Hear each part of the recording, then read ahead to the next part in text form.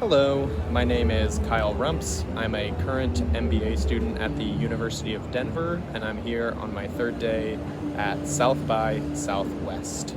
I had the pleasure of sitting through some wonderful panels today. The one that I'll be discussing right now is what I just got out of, which was a panel with Hideo Kojima, who is a game developer best known for his creation of the Metal Gear Solid series, but now endeavoring upon his own production company, has created Death Stranding just before the pandemic and is now launching Death Stranding 2.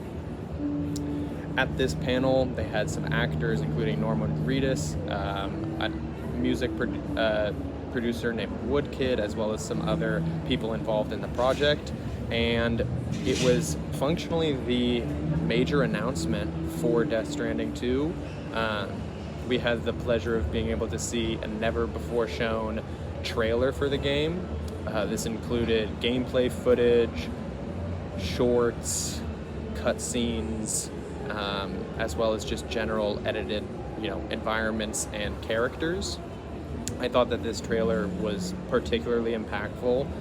Just having seen the first game and feeling a little bit lackluster about what was delivered, I felt incredibly inspired by this trailer. I thought that the environments shown and general gameplay was incredibly exciting and made me want to go purchase the game and play it. It also functioned as their announcement of the release date. So I have been following the production of Death Stranding 2 just because I like to follow Hideo. But we had never known when this game actually was going to be released. We now know that will be June 26th of 2025. So super exciting for somebody that is a fan.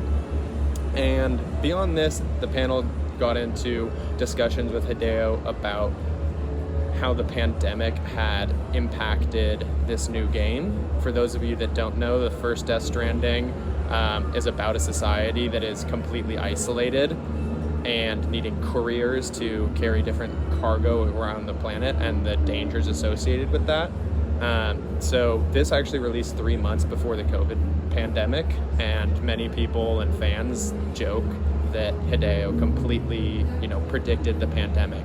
So he discussed how after releasing the first game and actually experiencing the isolation that is illustrated within the game, that this lack of connection and isolation really informed the second one, which I found incredibly interesting. I also thought it was cool that he talked about bringing in a larger ensemble cast and having more connection in that as a product of his time in the pandemic.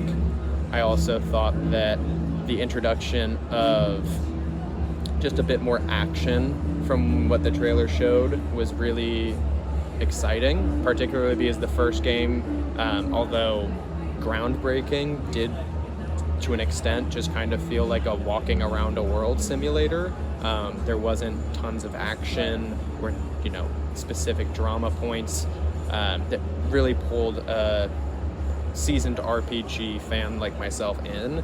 In this, you get to see interactions with other characters, new environments, different monsters, and it just seemed like it would be much more of an interactive experience rather than more of a passive one that the first one included.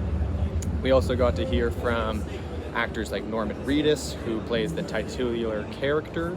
I thought that just hearing about his experience in motion cap, particularly for the first game to this game, and how not having for example, for him coming from Walking Dead, where there's lots of practical sets, you have huge amounts of extras that are in full zombie makeup, and how getting into the character and connecting with it's a little bit easier than when you're just on a stage with motion capture balls in a morph suit that you're trying to pretend and hoping that what you do translates to the game, and hoping that you can capture the vision that's in Hideo's head. Finally, they closed off with the artist Woodkid. Sorry, it's getting a little windy out here. And he was the producer that made all of the music for Death Stranding 2. He had come in for the director's cut of Death Stranding 1, and Hideo just loved what he did, so he built out this entire soundtrack for DS2. And I also found it just interesting the different brand mechanisms that Hideo was employing during this.